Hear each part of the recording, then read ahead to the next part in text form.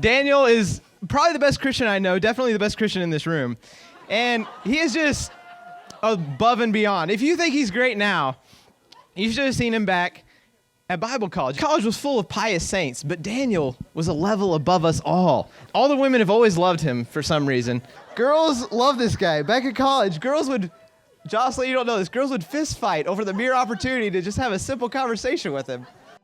¿Cómo te llamas? Daniel. ¿Cuántos años tienes? 2 ¿2 años? y 2 años. ¿Tú vas a cole? Sí, cole.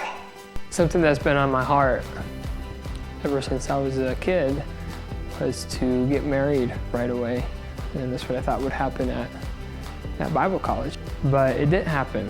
I thought, okay, for sure, when I move out to Bethel, I'm gonna find my wife. But once again, after 2 years, I did not have a wife. And I remember there was a day where I said, God, I trust you with a wife. It was only a couple weeks later when I met Jocelyn. Hi, Clara. Hi. What clowning around thing?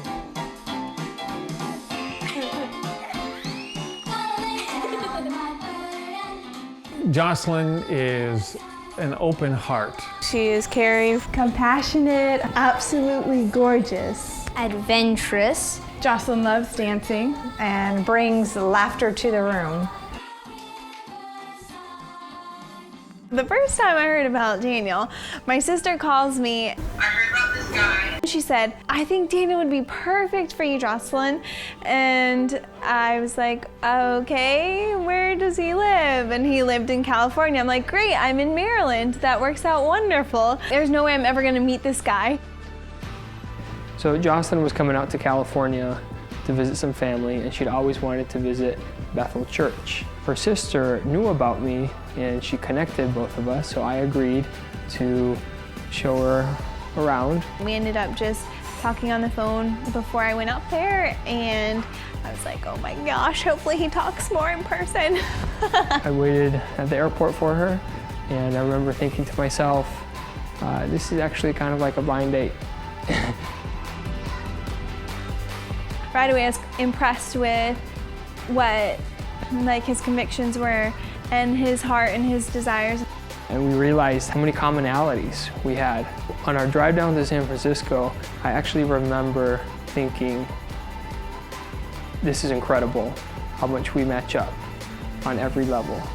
And I remember looking over at her and glancing at her, hoping that she doesn't notice me checking her out, and thinking, and she's beautiful also.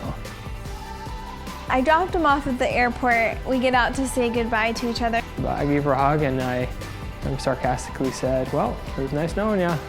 When I got back, I called her on the phone, and I said, hey, I've been thinking and praying, and I would like to get to know you better, if you'd like to.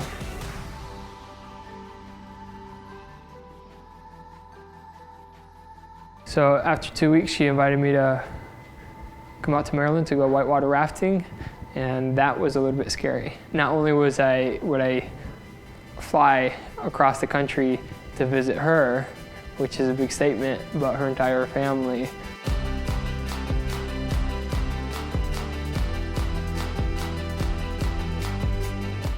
And we went for a walk by the water at night. We sat down on a bench, and I explained to her how I felt. And I asked her if she wanted to be my girlfriend. She's always had the conviction of the first person that I date is a person that I marry. For her, it was almost like a marriage proposal.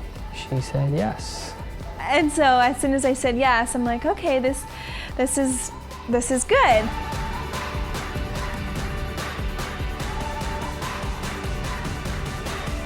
Long distance relationships are really difficult if you don't see each other every once in a while. The communication was super hard because we couldn't FaceTime every day. Like, I can't share with you what's going on in my life because I can't talk to you.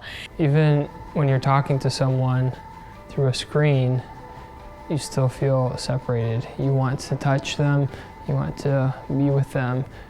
There's a connection that's missing. So We called out to God and we said, God, we trust that you're going to provide for us to be able to visit each other. He did exactly what we asked.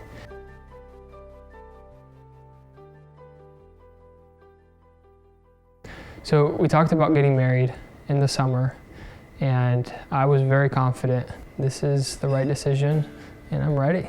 I'm ready to move forward.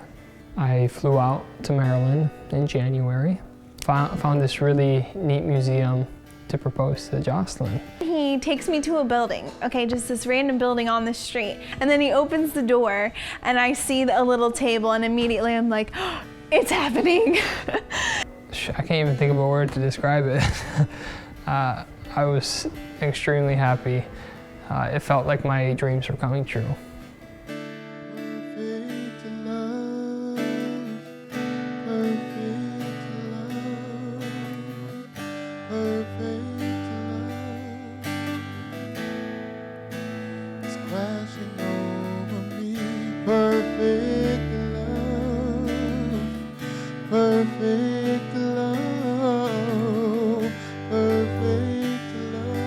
First of all, I love that her priority is to love God. I love how selfless she is in her love for people. Perfect love toward me.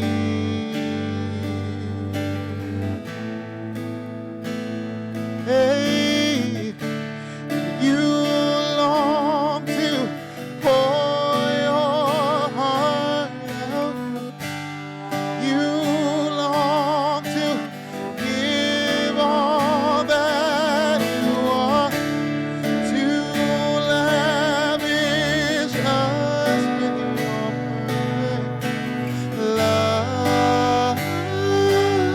perfect love. I'm always amazed in how he loves people super well. He's super intentional, and he's so encouraging. He sees the good in people and the gifts and just the things that God has placed in people, and he's like, I love how you do this. You do this so well. To lavish us with your perfect love. I had an idea of what the perfect woman for me would look like, and God surpassed that for me. Jocelyn is better than I had ever imagined for myself. So knowing that God brought us together gives me so much confidence that He has our future. And just with our passions, both for kids, for missions, for the unreached, they line up exactly. Our hearts are in tune and our hearts are heading in the same direction. So who knows what's gonna happen? Your love for me is pure. Your heart for me is good.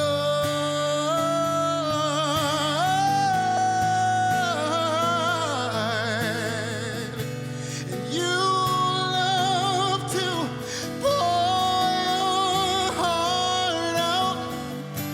And you long to give all that you are, to lavish us with your perfect love.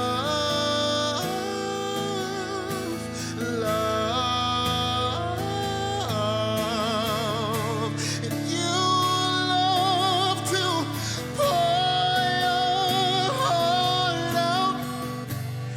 You long to give all that you are to It was just incredible. I never thought that there was a woman out there who matched up so incredibly with me on every level. I didn't think there was a girl out there that existed like that. And it felt like it was so worth it to wait for the one.